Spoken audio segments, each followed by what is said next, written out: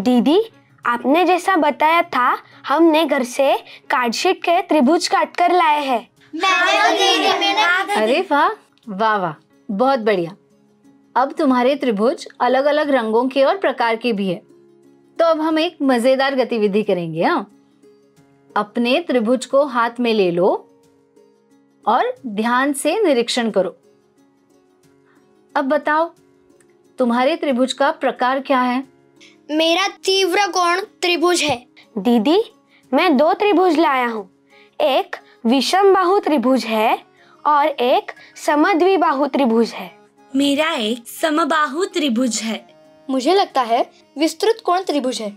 मेरा एक समकोण त्रिभुज है। वाह, बहुत अच्छा प्रयास किया है तुम सबने। अब चलो इन त्रिभुजों की भुजाओं का हम माप लेंगे। चलेगा। अब अपनी कंपास पेटी में से मापन पट्टी निकालो और त्रिभुजों की भुजाओं को हम मापेंगे।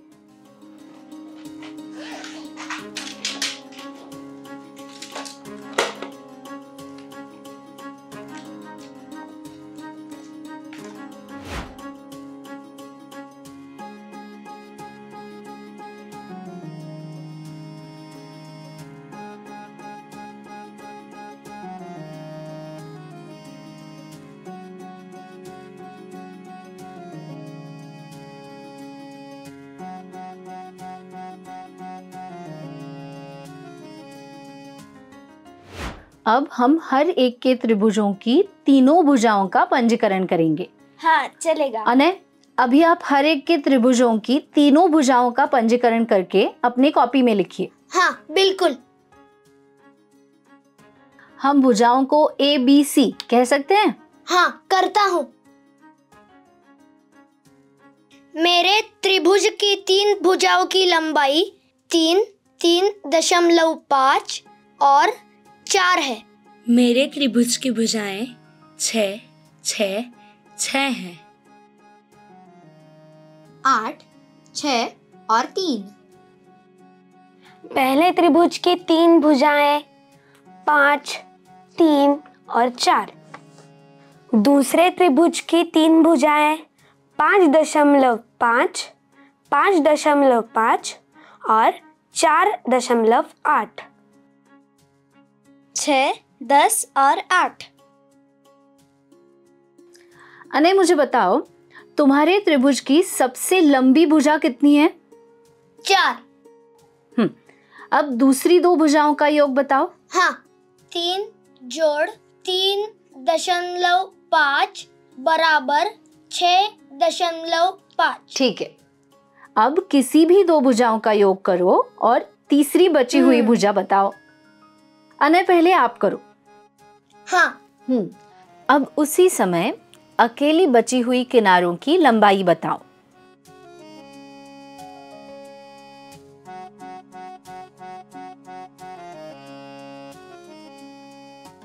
3.5 जोड़ 4 बराबर 7.5।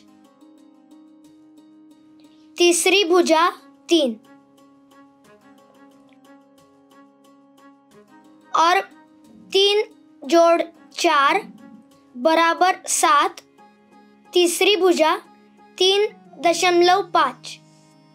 बहुत बढ़िया। अब मेधा और प्राची, तुम भी अपने त्रिभुज की 2 भुजाओं का योग निकालो और तीसरी भुजा लिखो। मेरे त्रिभुज की भुजाएं 6, 6, 6 हैं। मेरे त्रिभुज की भुजाएं 6, 10 और 8 है। अब इसमें से कौन सी भी 2 भुजाओं का जोड़ करो और तीसरी बाजू निकालो। 6 जोड़ 6 बराबर 12। तीसरी भुजा 6। 6 जोड़ 10 बराबर 16। बची हुई तीसरी भुजा 8। 10 जोड़ 8 बराबर 18। बची हुई तीसरी भुजा 6। 6 जोड़ 8 बराबर 14। बची हुई तीसरी भुजा 10। मेधा, तुमने सिर्फ एक ही जोड़ी ले ली, बाकी की 2 जोड़ियां भी देखो। मेरे त्रिभुज की तीनों भुजाएं 6 है। किसी भी दो भुजाओं का योग 12 ही आता है। हाँ, प्राची अभी तुम बताओ। मैंने 3 भुजाओं में से अलग अलग 2 भुजाओं के जोड़ लेकर पंजीकरण किया है। उनमें 2 भुजाओं का योग तीसरी भुजा से बड़ा आता है। वाह, तुम्हारा निरीक्षण बहुत अच्छा है। अब सिया, रमेश, तुम भी अपने त्रिभुज की भुजाओं की लंबाई ध्यान में रखकर प्राची, अनय और मेधा की तरह भुजाओं के जोड़ चुनो और जो नतीजे मिलते हैं उन्हें लिखो। हाँ बिल्कुल दीदी। रमेश, आपने 2 त्रिभुज लाए हैं ना, तो दोनों त्रिभुज की 2 भुजाओं का योग निकालो। हाँ दीदी, करता हूँ। मेरे त्रिभुज की भुजाएं 8, 6 और 3। 6 जोड़ 3 बराबर 9। बची हुई तीसरी भुजा 8। 8 जोड़ 6 बराबर 14। बची हुई तीसरी भुजा 3।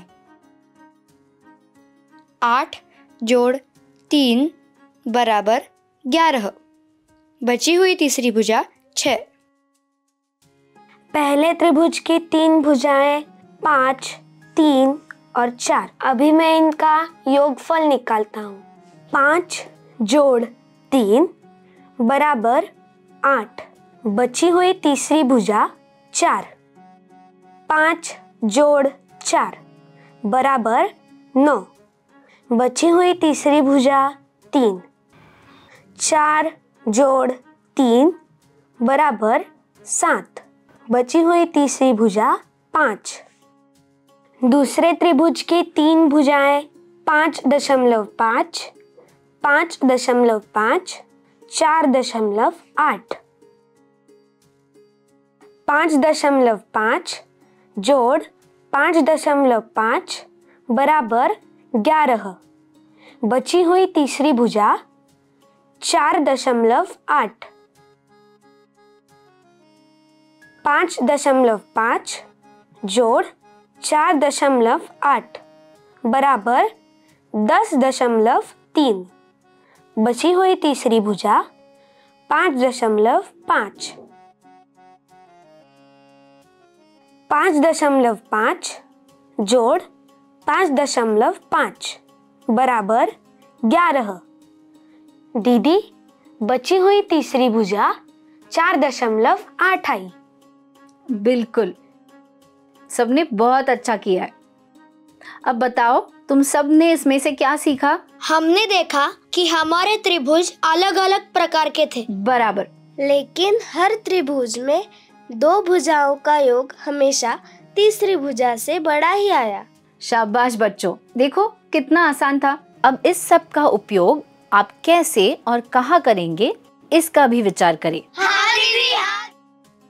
हमने क्या सीखा? किसी भी त्रिभुज की 2 भुजाओं का योग हमेशा तीसरी भुजा से बड़ा होता है। स्वाध्याय: 18 सेंटीमीटर, 7 सेंटीमीटर, 6 सेंटीमीटर की भुजाओं वाला त्रिभुज बनाया जा सकता है या नहीं? निर्णय ले और बनाकर देखें।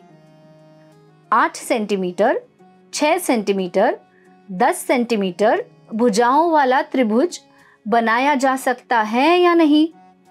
निर्णय ले और बनाकर देखें।